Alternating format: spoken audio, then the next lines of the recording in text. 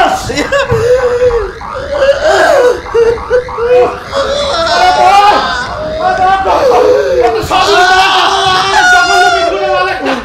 কিছু বুঝতে পারছি না।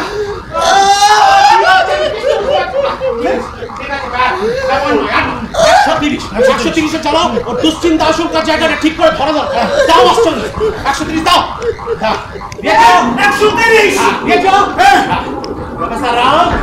এবার আপনার ঠিক কিরকম লাগছে? কিরকম লাগছে? তুই একবার আমার কাছে আয়, তোকে দেখাচ্ছি কিরকম লাগছে। আয় আমার কাছে, তোর পেছনে একটা সামনে না আয় দেখাচ্ছি। তুমি কতটা চালিয়েছো? 130 এত চূড়ান্ত অস্বাভাবিক। 130-এর 87 সাইকেলের রাগার ফ্রিকোয়েন্সিতে কথা বলছে। তুমি ওর ইচ্ছা শক্তি লোপের জন্য 170 সাইকেলে চালাও। বাট কথা না শুনে যাবে কোথায় দেখি? দেও 170। প্রফেসর রাও, আপনি আমাদের প্রভুহের কামজোটের সঙ্গে সহযোগিতা করবেন? কেন? আমি কি ভণ্ড নাকি উন্মাদ? ওই কাজ কেন করতে যাবো আমি? আপনাকে আমাদের হুকুম মানতে হবে প্রফেসর। বেঁচে থাকতে নয়, তারপর আমার লাশ মরে গেলে আমার লাশ কারো হুকুম মানলো কি মানলো না? আপনি এই দেওয়াটা মাথা কেন ঢুকুন? কেন কোনটা বেশি নিয়ে জানতে চাইছেন? আসুন। আরে যখন না সমস্ত হিসাবটা গোলমাল করে দিচ্ছে।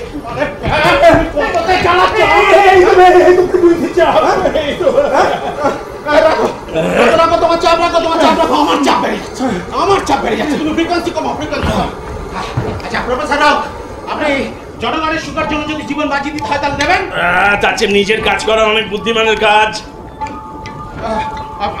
আপনি আত্মহত্যা করতে পারেন? না, এখান থেকে বেরিয়ে ওটাই তো আমার প্রথম কাজ।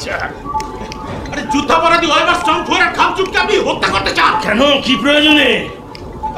আচ্ছা প্রফেসর, আপনি আমাদের সঙ্গে সহযোগিতা সম্পর্কে কিছু ভাবলেন? ভাবনা কি আছে, ওটাই তো আমার একমাত্র কর্তব্য। একমাত্র শয়তানি এই উল্টো পাল্টা রিডিংয়ের ব্যাখ্যা দিতে পারে। ওরে তোমার মেশিন বন্ধ করে দাও, মেশিন বন্ধ করে দাও। আর দরকার নেই, আর টেস্টের দরকার নেই। আমার মাথা ঘুরে যাচ্ছে। স্যার মেশিন বন্ধ হচ্ছে। তুমি যাও ঠিক করে মেশিন বন্ধ করো। আমাদের দুজনের চাকরি খাই নেবে। যাও মেশিন বন্ধ কর, মেশিন বন্ধ কর। আয় মেশিন বন্ধ কর, ঠিক করে বন্ধ কর। বেরিয়ে আয়।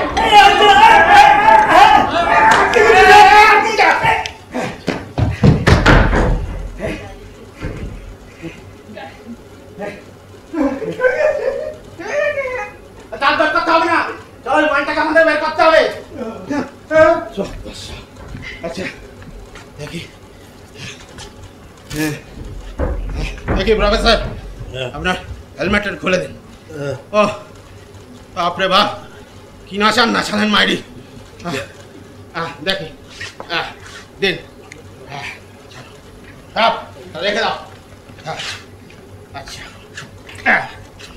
প্রফেসর রাও, কালকে আপনার উপর আরেকবার পরীক্ষা করা হবে। আর এই যে শোনো, সম্ভব হলে কালকে অন্য কারোর উপর এই পেশেন্টটাকে একবার পরীক্ষা করিয়ে নিও। পরে যদি নিজেরা করে নিও। হ্যাঁ দাও, রিডিং লেখা কাগজগুলো দাও। জঘন্য।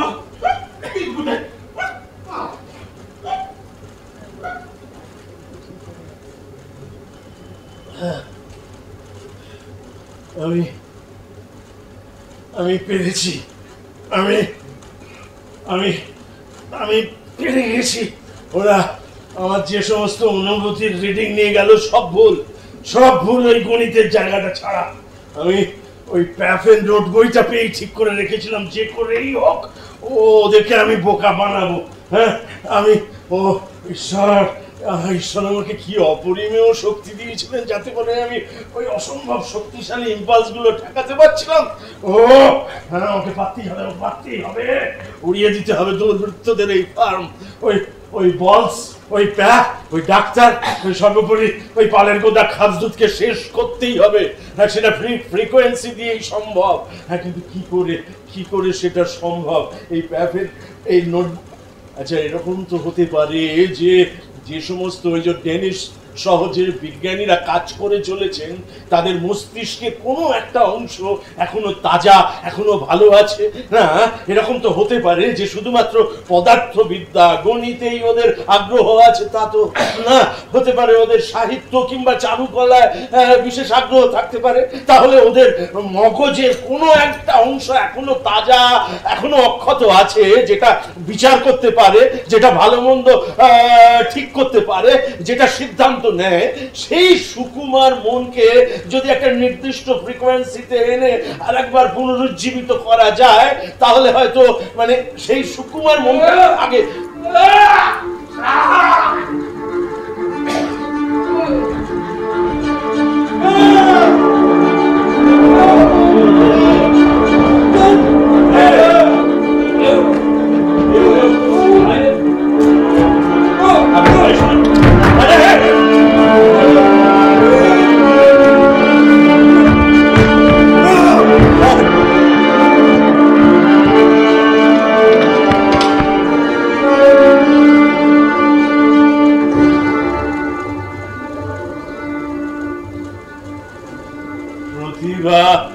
আর প্রাণের কি অপচয়।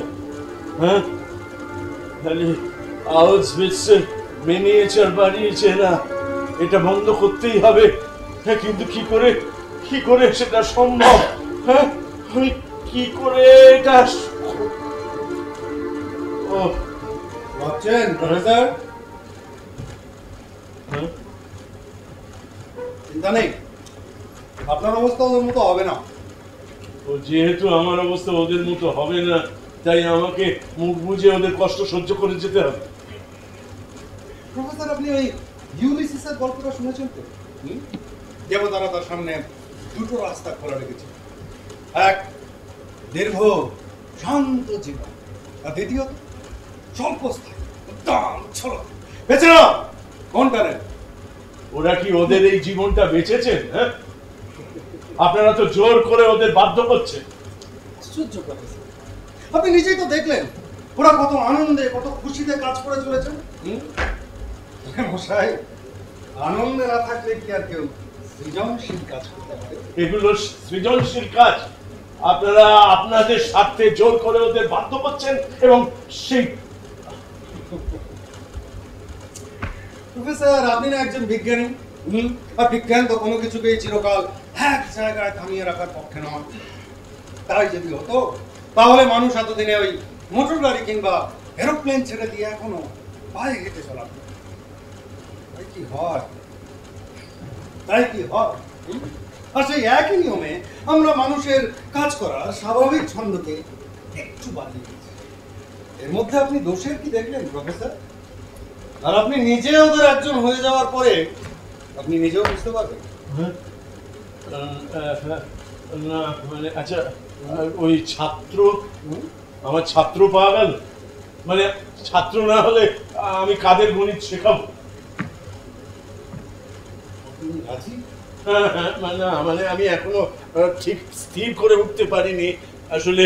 ওই আমি কাজটা শুরু করার আগে, আচ্ছা, ওই সাইবারনেটিক্স বা নিউরোসাইকোলজির কিছু বইপত্র, রেফারেন্স বই জোগাড় করে দিতে পারেন? মানে শুরু করার আগে আমি কাজটার উপযুক্ত কিনা সেটা একবার পরখ করে দেখে নিতে চাই আমি। বই চাইলে আপনি যে কোনো সময় পেয়ে যেতে পারেন, কিন্তু আরেকবার চার্জ দিলে বিষয়টা সহজেই বুঝতে পারবেন। বস, আমাকে দয়া করে চার্জ দেওয়ার পদ্ধতি থেকে একটু দূরে রাখবেন। দেখুন, আপনাদের এই ফার্মের হয়ে কাজ করতে হলে আমার এই মস্তিষ্কটাই তো একমাত্র সম্বল, তাই না? নিশ্চয়ই প্রফেসর, আমি ডাক্তারকে বলবো আপনাকে চার্জ না দিতে। আর চার্জ দিলেও আপনি ওদের মতন হবেন। আর তাছাড়া আপনার জন্য থাকছে একটা সম্পূর্ণ আলাদা ঘর, যেখানে আপনি নিশ্চিন্তে বসে আপনার গবেষণা, আপনার কাজ চালাতে পারবেন। প্রফেসর, আপনি যতই বলুন না কেন, প্রকৃত গুণী লোকেদের মর্যাদা দিতে আমরা কখনো ভুলি না। চলুন আপনার ঘরটা থেকে আসুন। চলুন।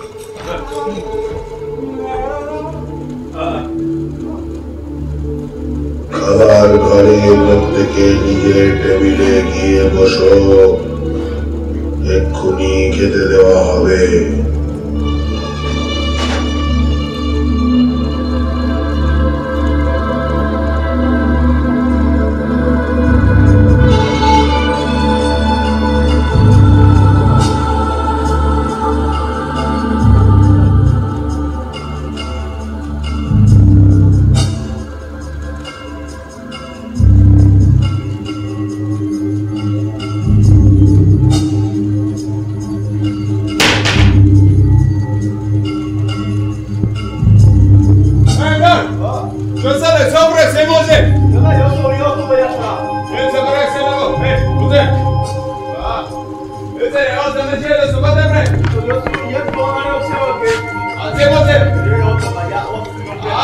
দেবে কোথায় দেবো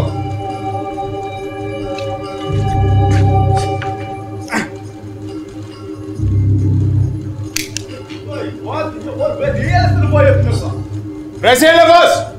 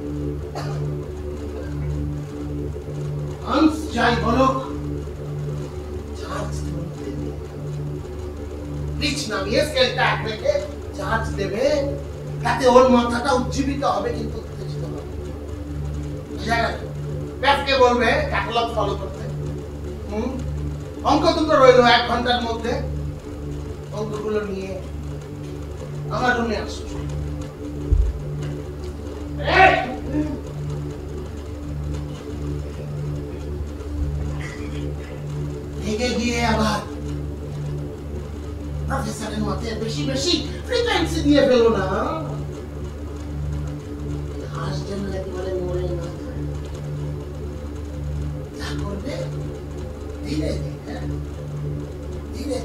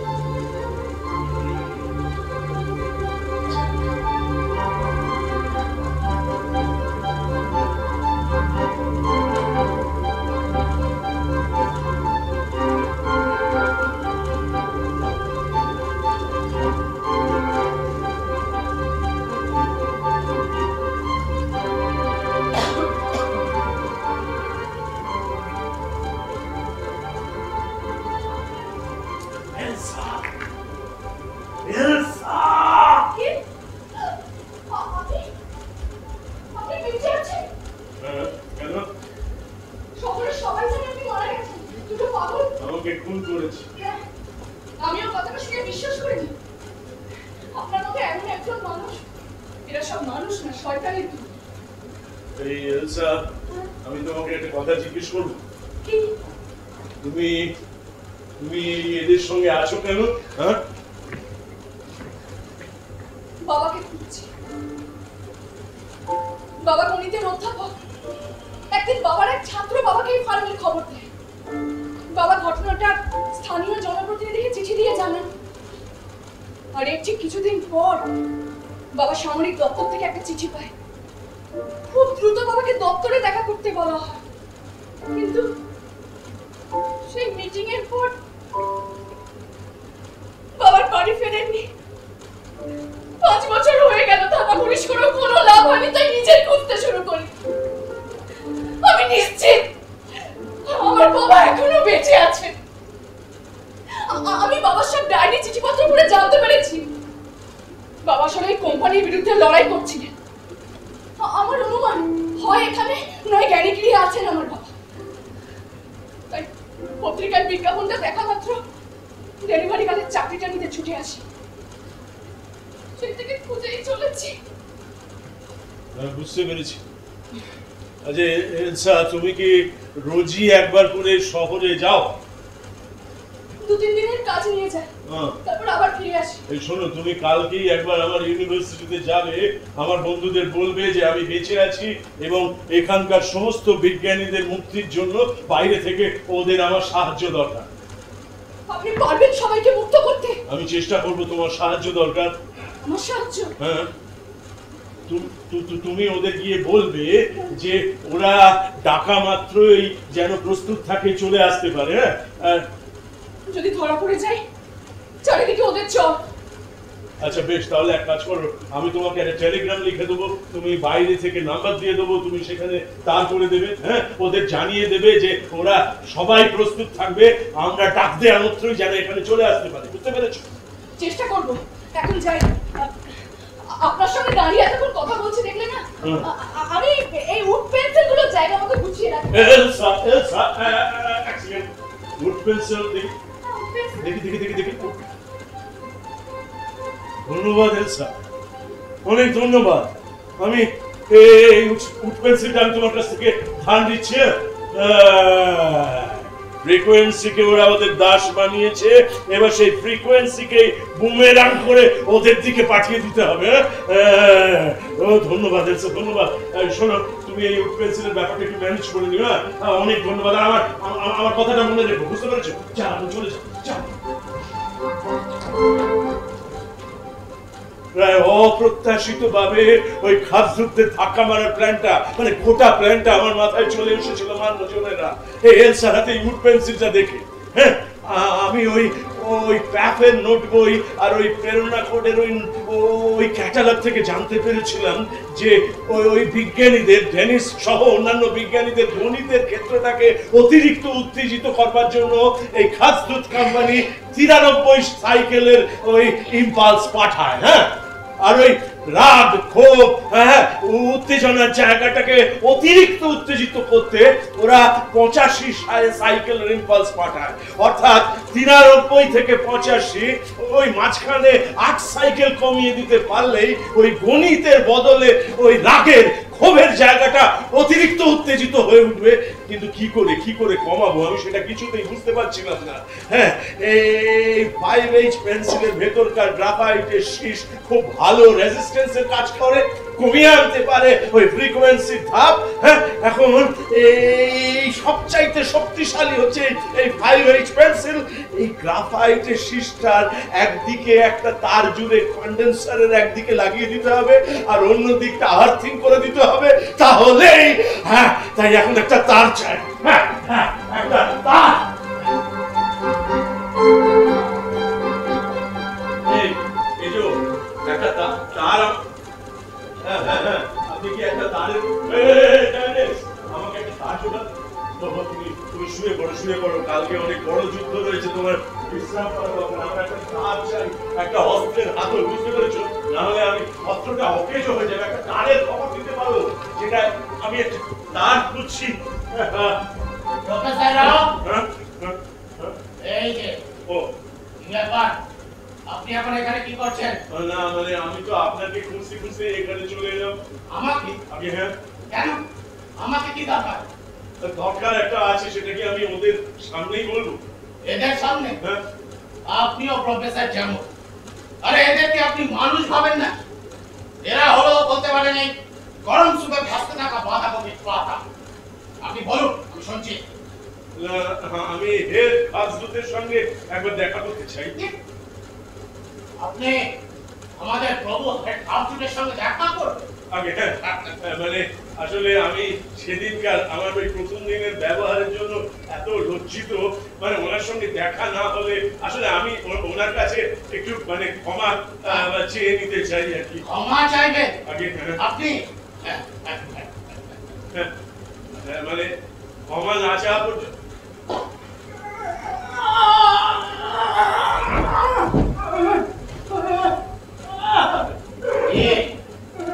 ক্ষমা চাইবেন? মানে ওই বেঁচে থাকার উপায় হিসেবে জ্ঞানী গৃহের একজন না হয়ে ওই নতুনদের গণিত শেখানোটাই তো আমার পক্ষে উপযুক্ত কাজ, তাই না? অবশ্য যদি খাসদুত আমাকে সেই সুযোগটা দেন।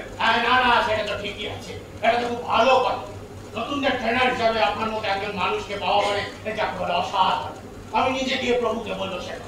আর দেখুন না, এই মানুষটার উপরও তো আমাদের যথেষ্ট আশা ভরসা ছিল, কিন্তু স্যার তুমি করে এরকম একটা পণ্ডিত লোক এখন কিরকম বাড়ির বস্তার মতো হয়ে গেল। মানে আমি তো ওর কথা ভেবেই আমার কর্তব্য স্থির করলাম। হ্যাঁ, খুব ভালো কাজ করেছে প্রফেসর, খুব ভালো কাজ করেছে, একদম ঠিক কাজ। আচ্ছা, হেড খাসদুত মানে যদি রাজি না হন? আরে না না, রাজি হবে না কেন? সত্যি বলতে কি, প্রস্তাবটা তো প্রথমে তারই ছিল, আপনি তো মাঝখান থেকে। ঠিক আছে, তাতে কোনো অসুবিধা হয়নি, আমি ব্যাপারটা দেখছি। তাছাড়া প্রফেসর, আমাদের এই ফার্মের হাতে এখন প্রচুর অর্ডার, এরা মাত্র 13 জন, আমাদের এইরকম সর্বমোট 52 জন বিজ্ঞানীর প্রয়োজন, বুঝতেই পারছেন। তাছাড়া আমাদের হাতে যে মেশিন আছে তার থেকে আরো 4 গুণ বেশি ক্ষমতা সম্পন্ন নতুন মেশিন এখানে আনানো হচ্ছে। আর এত কিছুর মধ্যে আপনার মতো একজন মানুষকে আমাদের মাঝখানে পাওয়া মানে যাকে বলে খাসদুত রাজি হলেন আমি জানবো কি করে? না না, সেটা তো কি আমি এখনই তাকে খবর দিচ্ছি। আপনি বলেন যে একটা কাজ করুন, কালকে দুপুরবেলা খাওয়া দাওয়ার পর হেড খাসদুত এখানে আসবেন, সমস্ত কিছু একবার পরিদর্শনে, আজ বস থাকবেন ওখানে। তাহলে আমি তখনই ওদের কাছে গিয়ে ক্ষমা চেয়ে নেবো। একদম ঠিক কথা প্রফেসর, সেটাই ঠিক হবে। প্রফেসর, আপনি যে আপনার সিদ্ধান্ত পাল্টেছেন সেটা কিন্তু আমি আপনার সাথে কথা বলতে গিয়েই বুঝতে পেরেছিলাম। বুঝতে পেরেছিলেন মানে? প্রফেসর রাও, আপনি হলেন একজন কাজের লোক। একবার দেখুন, সিদ্ধান্ত নেওয়া হয়ে যেতেই কিরকম পেন্সিল নিয়ে একেবারে কাজের জন্য রেডি হয়ে গেছে। আপনার জামার পকেট থেকে কি দিচ্ছে? আপনাকে অনেক অনেক ধন্যবাদ প্রফেসর, সত্যি আপনাকে আমাদের খুব দরকার ছিল। মানে আমি তো সকলের ভালোই চাই। দেখুন, আপনি দয়া করে আমার অনুরোধটা ওই খাসুদকে জানাবেন। হ্যাঁ, অবশ্যই অবশ্যই জানাবো। আর সত্যি বলতে কি, এতে আপনার চেয়ে আমাদের লাভটা খুব একটা কম হবে। হ্যাঁ, ঠিক আছে, আসছি।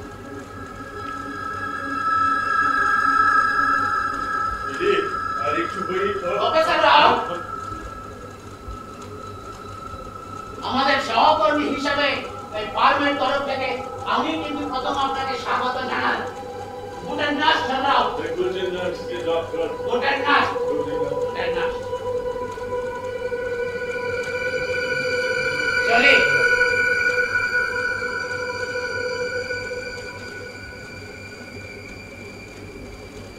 আর একটু হলেই আমি ধরা পড়ে, কিন্তু আমার একটা তার জোগাড় করা দরকার। একটু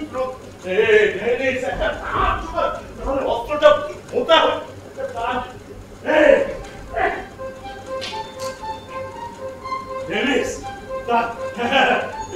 শুয়ে পড়ো, শুয়ে পড়ো, বিশ্রাম করো।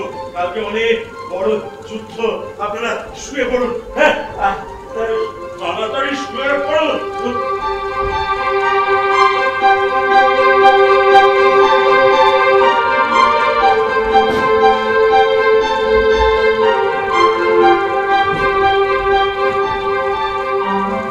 মান্যজনেরা, আপনারা নিশ্চয়ই এতক্ষণে আন্দাজ করতে পেরেছেন আমি কি করতে চলেছি।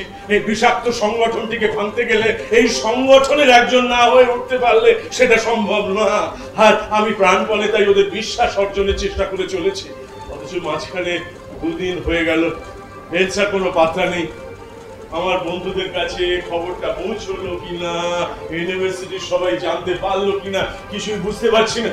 হ্যাঁ, ওর পক্ষে একা সবকিছু সামলে ওঠা দুষ্কর। ওই প্রাক্তন ঝটিকা বাহিনী চড়েরা সারাক্ষণ ওকে নজরে নজরে রাখছে, কিন্তু আমি কি করতে পারি? আমারও তো দেরি হয়ে যাচ্ছে। এলসা কি জানাতে পারলো? ও এলসা, তুমি, আমি তো তোমার জন্য অপেক্ষা করছিলাম। তো সবাই তৈরি? নির্বাচনে গিয়েছিলাম আমি, সবাই আগে খুঁজছে। বেশ, সবাই প্রস্তুত। বেশ বেশ। এই চিঠিটা ওদের। ও আচ্ছা, বেশ। আপনি কিন্তু তাড়াতাড়ি করবেন। আমি তাড়াতাড়ি করবো। শোনো, তোমাকে আজকেই আরেকবার ইউনিভার্সিটিতে যেতে হবে। হ্যাঁ, তুমি ওদের খবর দেবে। যদি ওরা আসতে পারে তাহলে পরশুই অপারেশন। কিন্তু আজ আর হবে না, ডেলিভারি নেই। হ্যাঁ, কালু তো সব ডেলিভারি বাইরে। আপনি আমার কোনো গ্রাউন্ড লিখে দিন, আমি ওই ক্লাসে ডাক্তার থেকে কাজ করে দেবো। আর বিকেলবেলা ডাক্তারে গেলে এরকম সন্দেহ করবেন। ধন্যবাদ, ধন্যবাদ এলসা। বেশ, তুমি সবাইকে জানাবে যে ওরা যেন একেবারে রেডি থাকে, ডাকা মাত্রই এখানে চলে আসতে পারে। আপনি পারবেন তো সবাইকে মুক্ত করতে? আমি চেষ্টা করবো, তোমার সাহায্য দরকার। হ্যাঁ, এই নিন আরো 2টো ফাইল পেয়েছি। ধন্যবাদ, ধন্যবাদ এলসা। আমি তোমার এই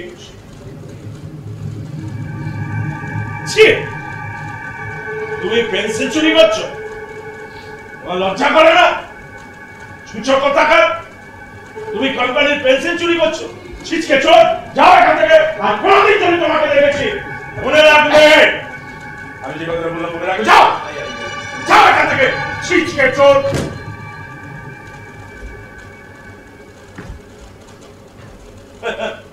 আরে পেন্সিল চুরি করছিল মশাই, ভাবতে পারেন? হ্যাঁ, খুব জোর ধমক লাগিয়েছি। হ্যাঁ, মেয়েটাকে অবশ্য দেখতে বেশ, আমার বাড়িতে বেশ কবার গেছে। ওই ডেলিভারি কি হলো না? এলসা। হ্যাঁ, এলসা ব্লিন্টা। চেহারাটাও বেশ, দেখতেও বেশ।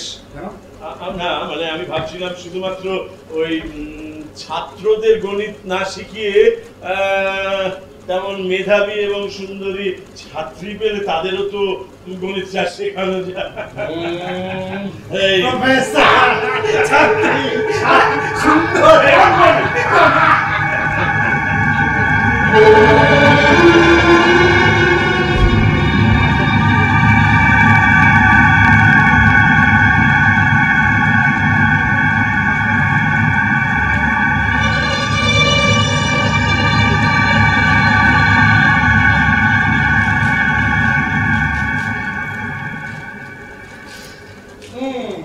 প্রফেসর রাউত বেশ রসিক আছে বলতে হবে। আপনি ছাত্রী পড়াতে পারেন।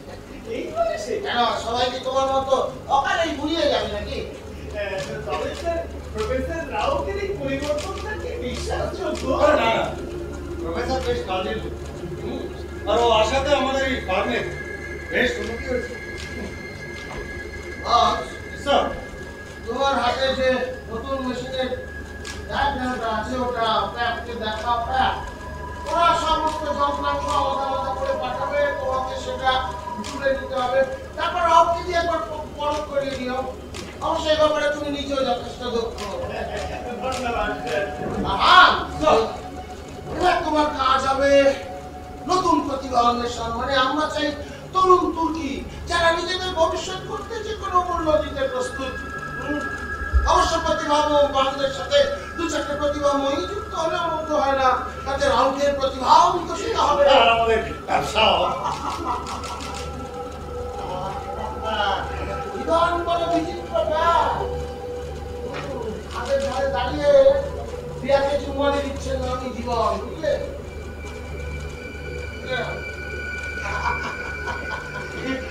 প্রফেসর রাউকে ডাকবো? হ্যাঁ, নিশ্চয়ই, নিশ্চয়ই। আপনি না, না, মানে আমি এখানে অপেক্ষা করছিলাম। ওই ডাক্তার বলেছিলেন যে এই খাদ্যদের সঙ্গে দেখা করার এটাই উপযুক্ত সময়, সেই কারণে আর কি। আমি আপনাকে ডাকতে যাচ্ছিলাম। আচ্ছা, শোন, শোন। Guten Tag, Herr Professor. আপনার কথাই হচ্ছিল। আমার কথা? ও হ্যাঁ, কি সিদ্ধান্ত নেওয়া হলো? সিদ্ধান্ত নেওয়ার কথা ছিল তো আপনার। আমি আপনার কথা খাদ্যকে বলেছি, উনি আপনার সিদ্ধান্তে খুবই সন্তুষ্ট। তো চলুন, পুরনো সমস্ত নোংরা ফেলে দিয়ে নতুন করে কাজে লেগে পড়ে। অনেক ধন্যবাদ, অনেক ধন্যবাদ। এর খাদ্য আসলে কাজ ছাড়া আমার পক্ষে বেঁচে থাকা অসম্ভব। এর খাদ্য যদি আমাকে এই সুযোগটা না দিতেন। ও ধন্যবাদ, অনেক ধন্যবাদ। শুনুন প্রফেসর, আমার লোক চিনি আর সবচেয়ে বুঝি যেটা সেটা হলো আমাদের কাজ। তাই আমাদের জন্য কে কোথায় কিভাবে কাজে লাগবে তাদের আমরা খুঁজে খুঁজে বের করব। আপনাকে পেয়ে আমাদের ব্যবসাতে 4 গুণ বেড়ে যাবে, সেই হিসেব আমাদের ছিল। আর তার জন্য এত কিছু ভয় নেই, আপনাকে ঠকাবো না। লাভের অঙ্ক থেকে আপনার শেয়ার একেবারে গুনে গুনে থাকবে। হ্যাঁ, ও ধন্যবাদ, অনেক ধন্যবাদ। আমি মানে বলতে চাইছিলাম যে আমার এই মানে পোশাকটা কি একটু বদলে দেওয়া যায়? এটা না না না না, আমাদের একজন হয়ে ওঠার পরে পোশাক আপনাকে একেবারে গিয়ে মানান। আমি কি আর একটা না, সংকোচ করছেন কেন? ওই যে ওই মেয়েটি কি যেন না, ওকে কি একটু চোখে চোখে রাখা যায়? ও মাঝে মধ্যেই আমার ঘরের ভেতরে ঢুকে পড়ছে, আমাকে নাকি ওর বাবার মতো দেখছে। ও একটা ভুল বলেনি প্রফেসর। ওর বাবাই তো আপনার হয়ে প্রক্সি দিচ্ছে। হ্যাঁ, ও না, তবু সাবধানে তো মান নেই, সেই কারণেই আর কি বলছিলাম। আচ্ছা, ধন্যবাদ। প্রফেসর, ওই জেনারেটরের কন্ডেন্সার গুলো দেখলেন? দেখো, না আমি দেখেছি। ওই কন্ডেন্সার গুলোর কিছু কিছু জায়গায় কানেকশনটা দুর্বল আছে, তো সেগুলো। আচ্ছা, আমি কি ওই কন্ডেন্সার গুলো একবার খুলে দেখতে পারি? প্রয়োজনটা কি খুব বিশেষ? না না, আপনি সেদিন বলছিলেন না যে ওই জেনারেটরের অসম্ভব শক্তিশালী ইম্পালস গুলো ওই বিজ্ঞানীদের মস্তিষ্কে গিয়ে মস্তিষ্কের ক্ষয়ক্ষতি খুব বাড়িয়ে দিচ্ছে। তাই আমি ভাবছি, না মানে আপনাদের কাজের জায়গা এবং আমার কাজের জায়গা, গবেষণার জায়গাটি প্রায় এক। মানে বিদ্যুৎ এবং চৌম্বক শক্তির পারস্পরিক সম্পর্ক। আমি এখানে আসার আগে সেই কাজটাই করছিলাম, মানে মানুষের মস্তিষ্কে ঠিক কতটা ইম্পালস পাঠালে মানে মস্তিষ্কের ক্ষতি হবে না, অথচ মানে কাজ পাওয়া যাবে অনেক। তো আপনাদের এখানে এসে ওই মেশিন গুলোকে দেখে আবার সেই কাজটা আর একবার করবার ইচ্ছে হচ্ছে। মানে মেশিন গুলোকে মডিফাই করে নিয়ে ইম্পালস গুলোকে যদি একটু মার্জিত করে দেওয়া যায়, তাহলে হয়তো মানে ক্ষয়ক্ষতি গুলো আরো কমানো যায়। মানে গত সপ্তাহে যা দেখলাম ওই রকম প্রতি হপ্তাহে একজন করে বিজ্ঞানী যদি পটল তোলেন তাহলে তো আপনাদের ব্যবসা লাঠি উঠবে। বিষয়টা কিন্তু খুব সিরিয়াস। না মানে আপনারা চাইলে আমি আপনাদের সামনেই কন্ডেন্সার গুলো খুলে দেখতে চাই। নিজেদের লোককে আমরা সন্দেহ করি না রাউত। ও ধন্যবাদ। তাহলে ব্যাপ আমাকে ওই প্রয়োজনীয় যন্ত্রপাতি মানে স্ক্রু ড্রাইভার, ব্রেঞ্চ আর যা যা লাগে সেগুলো যদি দিয়ে দেন।